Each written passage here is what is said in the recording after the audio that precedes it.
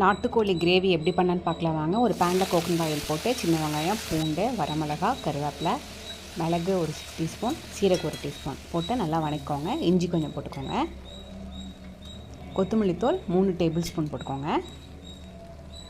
தேவைன்னா கறி மசால் போடலாம், இல்லைன்னா விட்டுடலாம். மஞ்சள்தூள் 1 டீஸ்பூன் போட்டுக்கோங்க. அது வணக்கி அது ஆறுனதுக்குள்ளே நம்ம இட்லி ஊற்றி வச்சிடலாம். இந்த மாதிரி துணி இட்லி ஊற்றினீங்கன்னா நல்லா வாசமாக இருக்கும்.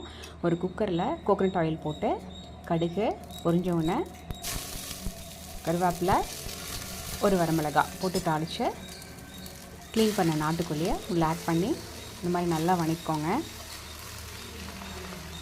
இது பாருங்கள், முட்டை கோழியாட்டிருக்கு. முட்டை அப்படியே இருக்குது பாருங்கள், அரும்பு. அது தனியாக எடுத்து வச்சிடலாம். நம்ம அரைச்சி வச்ச மசாலாவை உள்ளே ஆட் பண்ணி தேவையான அளவு தண்ணி ஆட் பண்ணிக்கலாம். தேவையான சால்ட் ஆட் பண்ணி அந்த மசாலாலேயே நல்லா கொஞ்சம் நேரம் திக்காகட்டும். அதுக்கப்புறம் எவ்வளோ தேவையோ அந்தளவுக்கு தண்ணி ஊற்றிக்கலாம்.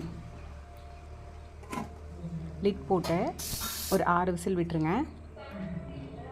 பாருங்கள், இட்லி சூப்பராக ரெடி ஆகிடுச்சு. ஓப்பன் பண்ணி பார்த்தா நல்லா வெந்துருச்சுங்க. இப்போ நம்ம இந்த முட்டை அரும்பு முட்டையை ஆட் பண்ணிக்கலாம்.